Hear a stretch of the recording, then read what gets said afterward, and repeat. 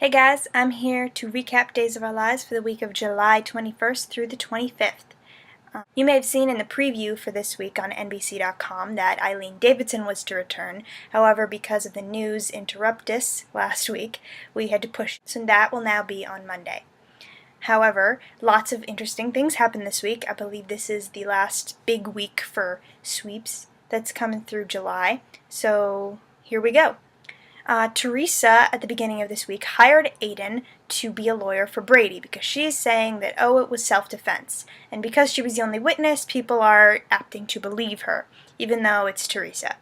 Abe, however, is still suspicious, waiting for forensics to come back. And at the end of the week, he says that there may be a chance that Brady could be arrested for attempted murder. Brady is extremely guilty.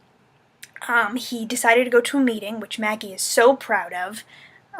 But, he hasn't been tempted all week, which is good, because the one thing that this tragedy is doing is getting Brady back on track. He even asked Teresa for an annulment. So Victor threatened Teresa, and then she kind of got freaked out after Brady asked for the annulment. After this, of course, Teresa's like, oh my god, I'm in so much trouble, and she wants to flee to LA. Now, we all know that in LA, Teresa is going to get arrested, so if she's considering going back to LA, she must have really screwed up badly. And Eve is noticing this, and she's probably going to weave her way into whatever Teresa's up to. Aiden wasn't really needed at the hospital, so he decides to go through an awkward phase with Hope. Aiden has been acting very weird all week. He's been telling JJ, marriage is the worst thing, it'll screw up your life, and, he's just like, he has these little lines that just say, something's up with Aiden. He's like, well, Chase, we're not going to Mom's beach house this year, and I don't miss it. And aside from the Hope drama, we know that something happened with his wife. We don't exactly know what. We know that she's deceased. But, maybe he was involved somehow, or, he hated his wife. Maybe he killed her, I don't know. So Jen walks in on Eve and Daniel, which she is just so over the top. She flips out without even saying anything, and she was being really stupid because she wasn't explaining herself at all, which led Daniel to go, what? What's going on? And she's just, so caught up in her own drama that she really can't see anybody else's perspective, she bashes EJ, and it's just he's with his son, come on, really? EJ I feel really bad about because he's just taking it from everybody. He's just letting them go off on him, and honestly, he could retaliate. He could be like, hey, this wasn't all my fault. She came to me in the shower. She's the one who kissed me. She's the one who, seduced me, basically. But no, he just stands there and lets Jennifer and Kate and, Sammy and Rafe and Will, too, everyone just yell at him. And he's just sitting there saying, I love Samantha and I'm gonna get her back. Which I guess goes to the fact that all he really cares about is Sammy. He says to Samantha, you can burn the house down. I don't care. All I care about is you. All I love is you. Speaking of Sammy in that situation, she comes very close to forgiving him until Johnny, comes in and says, oh my god, I need to bake cupcakes, we need to call Abigail because she's awesome, which, Sammy just can't take. But Caroline is actually the one who gets Sammy to open up about everything. Caroline comes over and she says, Samantha, you still love EJ. And I love that because Caroline says she was EJ. She cheated on her husband, Sean, and had an affair with Victor. And then she got pregnant with Bo. So in her situation, it's worse because, Abigail's not pregnant or anything. Nothing came from it. It's just, she made a mistake and she's regretted it. But Sean knew that Caroline loved her, and so they stay together. So, Caroline isn't directly paralleling their situations. She's just saying that I would have been devastated if Sean had given up on me because we loved each other, and I didn't want to throw away our whole lives together because of a stupid mistake I made when I was upset. And so Sammy kind of takes that to heart, and she's so close, but then Johnny has to ruin it by, bringing up Abigail and how much fun they had baking cupcakes. JJ and Paige had some trouble this week because Eve, who, is defending herself, up the wall, which no one is falling for, by the way. She tells Paige that all she wants is for her to make good decisions and for her to be careful with men, because clearly she hasn't. Because then Paige says, I want the same for you. You need to be careful too.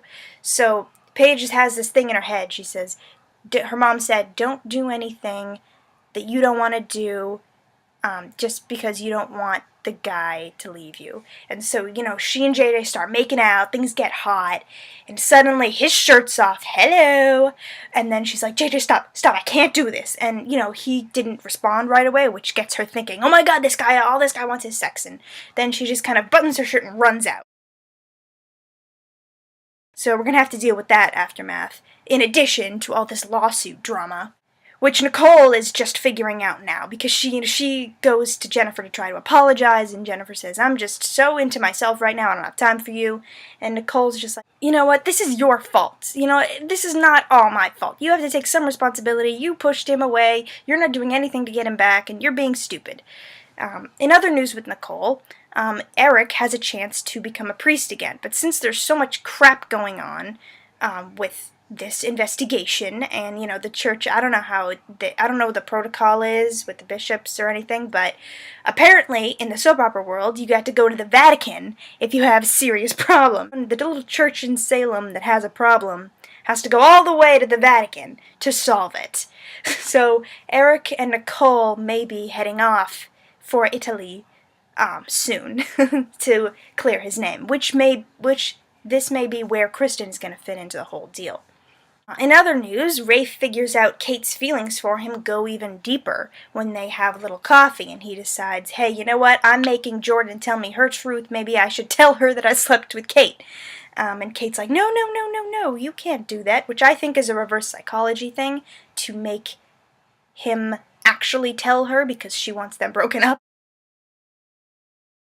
Kate tells Rafe that basically she's doing all this to Stefano as revenge on his behalf. So we got a little rate this week. Jordan is being harassed by Clyde, Ben is defending her, nothing new. Ben tells Abigail everything, which just comes out of nowhere, honestly. He's just like, oh, I can't do this, I must tell you the truth.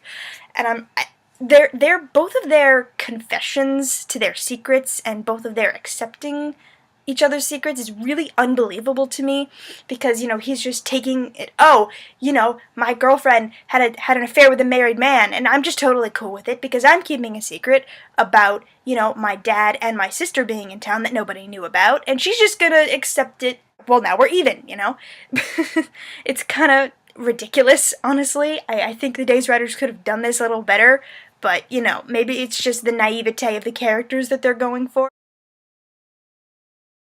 Something's gonna get screwed up. Abigail has Sammy going after her, like full speed, and Ben has Clyde, so maybe both of them are just gonna implode, and it's just gonna be really bad for these two characters. Speaking of Abby, I really, really hate that everybody in Salem is like, oh, poor little Abby.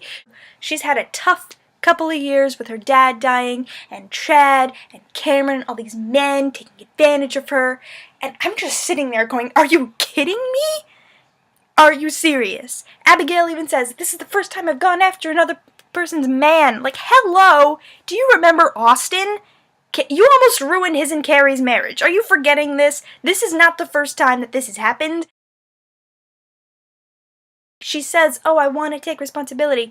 But, just saying that doesn't do anything. You have to tell people that, hey, I'm the one who basically wanted this. I started it. I went after him, and all these people need to stop telling me that this isn't my fault, because damn it, it is. Wilson, I'm very mad at them, because they are totally supportive of Abigail, and not at all supportive of Sammy, who is their mother/mother-in-law. Now, I get Abigail's their cousin, but she's the one to blame here. So Will goes over to the mansion to talk to his mom about Abigail, and he just lets her have it. There's this crazy quote. Sammy calls Abigail a slut, and Will's like, excuse me, and what was when I caught you having sex with EJ right there on that couch, and you were just going at it while you were married to Rafe? What does that make you, huh? Yeah, that's right, Mom, makes you even bigger slut. And I'm just like, oh my god, Will, I cannot believe you were saying this to your mother. And she slaps him right in the face. I was so surprised. You could hear that slap around the world. And Guy Wilson just does that scene so well. Bravo, Guy, you are finally making it in the soap world. You are not an official soap actor until you get slapped and call somebody a slut. And when that somebody is your own mother, it's even better, you know? So Will and his mom are definitely on the outs right now because she is just swearing that she will make Abigail pay. And Will doesn't really like that because, you know, he calls her a hypocrite because of all the stuff she's done. And things are gonna get ugly. There was a spoiler about a baby being cast for Days of Our Lives, an 18-month-old baby, and some people are saying, oh, maybe Kristen's gonna come back with a baby. And some people are saying that, you know, Melanie is going to come back with a baby, because we know that Molly Burnett is returning as Melanie, and we know that they cast a guy as Chad, so he's coming back. We don't know how much interaction he's going to get with EJ before James Scott leaves.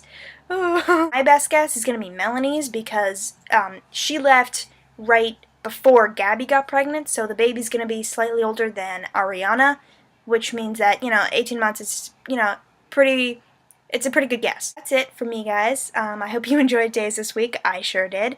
Be sure to tune in next week, and see you. Bye.